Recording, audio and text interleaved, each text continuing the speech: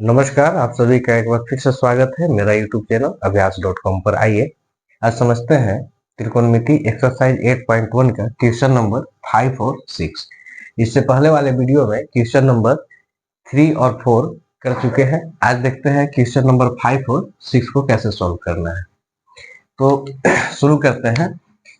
प्रश्न है कि यदि सेक थीटा बराबर 13/12, सेक थीटा का मान कितना दिया है 13/12, तो अन्य सभी त्रिकोणमितीय अनुपात परिकलित कीजिए। अन्य सभी त्रिकोणमितीय अनुपात, तो कुल त्रिकोणमितीय अनुपात कितने होते हैं 6 होते हैं। 6 में एक का मान दिया हुआ है सेक थीटा, यानी कि 5 मान हमको और निकालने होंगे।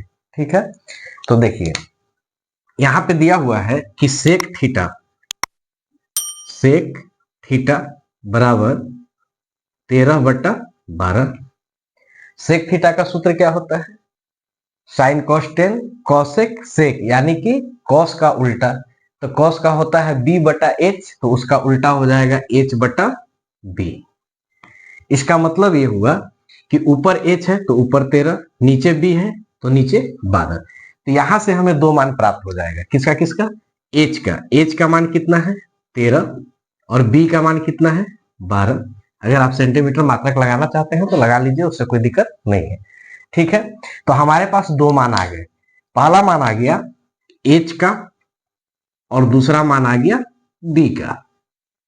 अब एक किसका मान नहीं है, तो h और b का मान है, यानी कि p का मान नहीं है।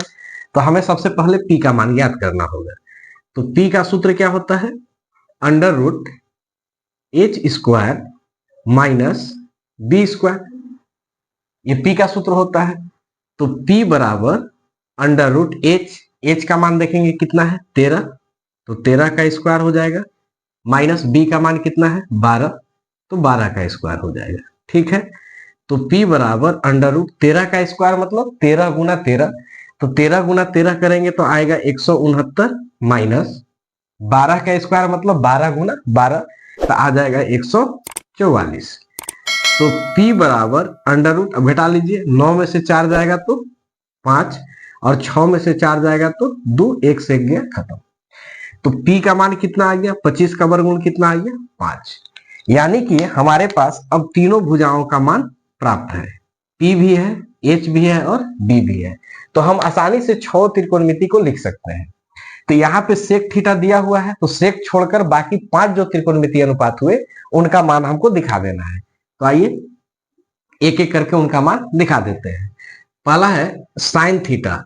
तो साइन थीटा का सूत्र क्या होता है p/h। ठीक है, अब p का मान देख लेंगे कितना है, p का मान आया है 5, यहां हो गया 5/h। h का मान कितना है 13, तो ये हो गया 13, एक आंसर प्राप्त हो गया। उसके बाद cos थीटा का होता है b/h। b का मान कितना है तो 12 कर दिए, बटा h का मान कितना है 13, तो 13, दूसरा आंसर मिल गया हमें। उसके बाद tan थीटा का सूत्र होता है p/b। p का मान कितना है, p का मान है 5 बटा b का मान कितना है 12। उसके बाद कौशिक थीटा होता है h/p।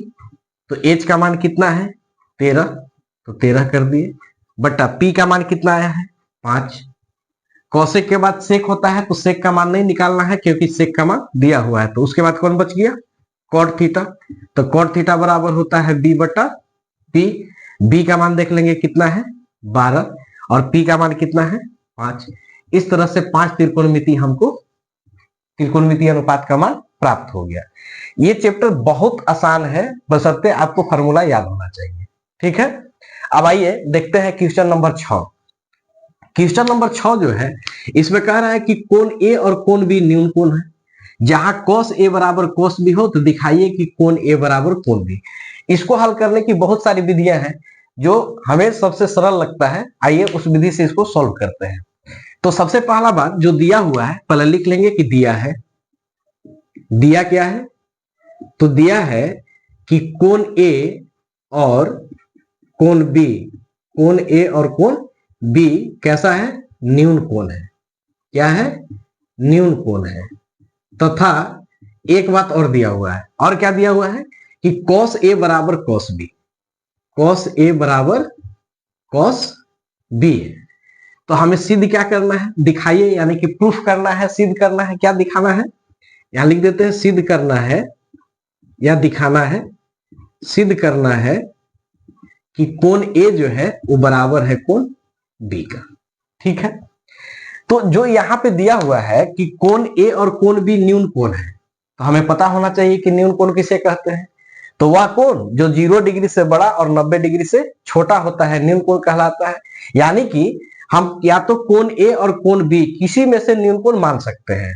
तो न्यून कोण मानेंगे तो 0 से बड़ा होना चाहिए और 90 से छोटा, जितना इच्छा करे उतना हम रख सकते हैं। तो चलिए मान लेते हैं, माना कि कोण ए बराबर 30 डिग्री है।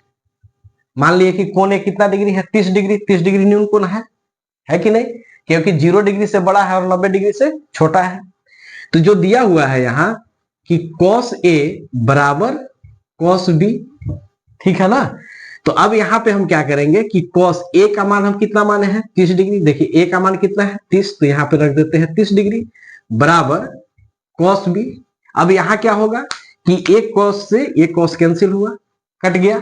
इधर क्या बचा 30 डिग्री और इधर क्या बचा B, यानी कि B बराबर कितना डिग्री आ गया, 30 डिग्री। अब यहां ध्यान दीजिए कि हम तो A को माने थे 30 डिग्री और यहां हमें B प्राप्त हो गया 30 डिग्री। इससे क्या पता चल रहा है, इससे यह पता चल रहा है कि कोण A और कोण B आपस में बराबर हो गए। तो नीचे लिख देंगे कि अतः कोण A जो है वो बराबर है किसका, कोण B का। यही हमको प्रूफ करना था और ये प्रूफ आसानी से हो गया। इस तरह से आज हम लोग क्वेश्चन नंबर 5 और 6 को भी सॉल्व कर लिए। उम्मीद करते हैं कि आपको यह वीडियो पसंद आएगा। फिर मिलते हैं अगले वीडियो में अगले प्रश्न के साथ। तब तक के लिए धन्यवाद।